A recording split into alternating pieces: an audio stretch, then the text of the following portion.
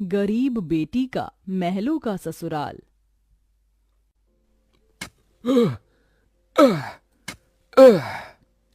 तपती धूप में वह गरीब किसान खेतों में फावड़ा चला रहा था। उसके माथे से तर तर पसीना बहे जा रहा था। तभी गंगा गमछा उठाकर पिता का पसीना पोंछती है। बाबा, आपके माथे से कितना पसीना बह रहा है। आप थक भी गए हैं, थोड़ी देर आराम कर लो। फावड़ा मुझे दो। गंगा को खेत में फावड़ा चलाते देख सेवक राम की आंख भर आती है। मेरी गरीब बेटी के जिन हाथों में मेहंदी लगनी थी, उन्हीं नाजुक हाथों से मेरी गंगा सख्त फावड़ा चला रही है। तू एक गरीब की बेटी को ही ऐसा भाग्य देकर क्यों भेजता है भगवान? एक गरीब के जीवन की सबसे बड़ी दुविधा बेटी को ब्याहना होता है। ये कहानी है ऐसे ही किसान सेवक राम की, जो बड़ा गरीब है। उसकी दो बेटी गंगा और अंजू हैं। यूं तो सेवक राम ने गंगा के लिए कई रिश्ते ढूंढे, मगर भला एक गरीब की बेटी का हाथ कौन थामना चाहता है। किसी तरह से उनका जीवन कट रहा था। सेवक राम, उसकी बूढ़ी पत्नी जानकी और दोनों बेटी सारा दिन तपती धूप में खेत में काम करते रहे। शाम को खेत का मालिक ब्रिज वहां आया। अरे ओ सेवक राम, सारा खेत जोत दिया? जी ब्रिज बाबू, खेत भी जोत दिया और बीज भी बो दिया। ये ले, तेरे परिवार की आज की दिहाड़ी 250 रुपए। ये क्या मालिक, आप पैसे तो कम दे रहे हैं। पहले मेरी अकेले की दिहाड़ी आप मुझे 200 रुपए देते थे, फिर घटाकर 100 रुपए कर दिया और फिर सीधे 70 रुपए कर दिया, और उसमें भी पूरे पैसे नहीं दे रहे हैं। मैं, मेरी दोनों बेटी और पत्नी को मिलाकर हम कुल 4 जन आज खेत में दिन भर जर मर कर खटे हैं। अरे 30 रुपए ही तो कम है, उसमें क्या तू खरीद लेगा? है एक एक रुपया भी मेहनत से कमाना पड़ता है मालिक। फिर ब्रिज बाकी के 30 रुपए भी सेवक राम को दे देता है, जिसके बाद वह अपनी मढ़ई में आ जाते हैं और गंगा सबको खाना बनाकर खिलाती है और एक फटे गुदरी पर पूरा परिवार जमीन पर लेट जाता है। मगर एक पिता होते हुए सेवक राम चिंता में सो भी नहीं पाता। वह रात भर आंसुओं से बिछौना भिगोता है। अजी, आप अभी तक जाग रहे हैं? जिसके घर में जवान बेटी ब्याहने को हो, वो कैसे सोए? जाने मेरी गरीब बेटी के भाग्य में क्या लिखा है। भगवान ने सभी के घर आंगन में भाग्य जाग रहे हैं, मगर मेरी मढ़ई के आंगन में मंडप कब बनेगा? अजी, तुम चिंता मत करो, भगवान ने कहीं न कहीं जोड़ी बनाई होगी। सेवक राम का यही दुख कम न था। अभी तो और भी कठिनाई आने को थी। अगले दिन जब चारों खेत में पहुंचे कि तभी। क्यों रे सेवक, कल तू 30 रुपए के लिए पाठ पढ़ा रहा था, अब क्या करेगा? क्योंकि ये सारी की सारी जमीन तो पृथ्वीराज जी ने खरीद ली। तभी अंजू ने गंगा से कहा, दीदी, अब हम क्या खाएंगे? खेत बोकर ही तो थोड़े बहुत पैसे मिलते थे। सेवक राम अपने परिवार को लेकर लौट आया। वह दिन रात चिंता में गलने लगा। ऐसे घर कैसे चलेगा प्रभु? कैसे होगी गंगा की शादी?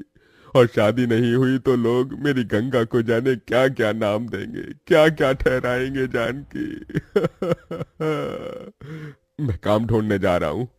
बाबा, मैं भी आपके संग चलूंगी। दोनों काम ढूंढते एक बड़े से मिल में आए, जहां शिव नाम का एक नौजवान गरीब मजदूर भी काम कर रहा था। जहां मजदूर राशन की बोरी भरी मालगाड़ी खींच रहे। सेवक राम ने काम मांगा, दोनों को काम मिल गया। गंगा अपने पिता की बराबरी में काम करती। तपती धूप से अक्सर उसके पांव और हाथ में मालगाड़ी खींचने से छाले से पड़ जाते, तो वहीं घर आकर वह अपनी माँ का हाथ बटाती। आप ही अपनी चक्की पीसती, कड़ी धूप में सड़कों से गोबर बीन कर लाती, उपले बनाती। एक दिन मालगाड़ी खींचते वक्त शिव उसकी मदद करता है। काका, क्या मैं आप दोनों के साथ खाना खा सकता हूँ? बड़ी भूख लगी है और मैं खाना भी नहीं लाया। हाँ बेटा, आओ ना। ये कहते हुए गरीब गंगा अपने प्याज और रोटी में से उसे भी देती है और हिचक से भरकर कहती है, माफ कीजिएगा, आपको खिलाने के लिए हमारे पास कोई पूरी पकवान तो नहीं है। जो है यही खा लीजिए। शिव वह रूखा सूखा भी हंसकर खाने लगा। अब अक्सर शिव उनकी मदद कर देता। उसकी अच्छाई गंगा के मन को भाने लगी और एक दिन शिव ने कहा, काका, अगर आप मुझे इस काबिल समझे तो मैं आपकी बेटी का हाथ थामना चाहता हूँ। बेटा, मेरी गरीब बेटी को तुम जैसा मेहनती जीवन साथी मिलेगा। मुझे तुम पसंद हो बेटा।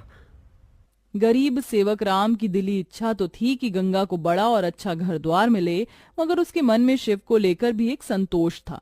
मगर सेवक राम ने जो कभी सोचा भी नहीं था, अगले दिन वो हुआ। कई बड़ी गाड़ियां लाइन से उसके चौखट पर आईं और शगुन से भरी थालियों के साथ शिव अपने परिवार के संग उनके घर आया। उनके महंगे कपड़े लत्ते देख एकदम महलों में रहने वालों से थे। शिव के संग उसके माता पिता पृथ्वीराज, वसुंधरा और बहन योगिता थी। अंजू ने उन्हें देख तपाक से बोला, अरे बाप रे, ये तो राजा महाराजा से लगते हैं। अजी आपने तो कहा था शिव गरीब घर का लड़का है। शिव बेटा, ये सब क्या है? यही मेरी सच्चाई है काका। माफ कीजिएगा, मैं मजदूर या गरीब नहीं था, बल्कि महलों का बेटा हूँ। मगर मुझे एक ऐसा जीवन साथी की खोज थी जो मेरा धन दौलत देखकर मुझे न अपनाए। इसलिए मैं उसे ही ढूंढने के लिए ये जीवन जी रहा था। जिसने मुझे मेरी गरीबी के संग स्वीकारा वो गंगा थी। इसलिए मेरे महलों की दुल्हन गंगा होगी।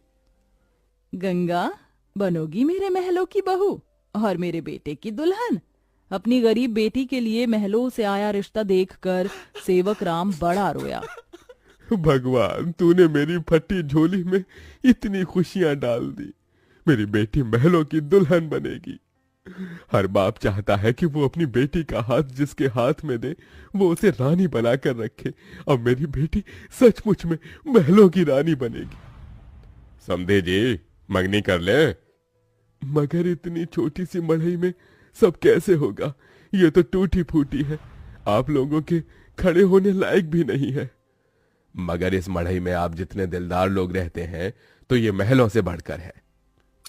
इसके बाद सेवक राम के छोटे से मढ़ई में उसकी गरीब बेटी की मंगनी होती है, जहां और थोड़े दिन के बाद बड़े ही धूमधाम के साथ गंगा की शादी होती है, जहां वह मंडप में मन ही मन कहती है, हे गौरी मैया, आपका धन्यवाद जो आपने मुझको मनचाहा वर दिया।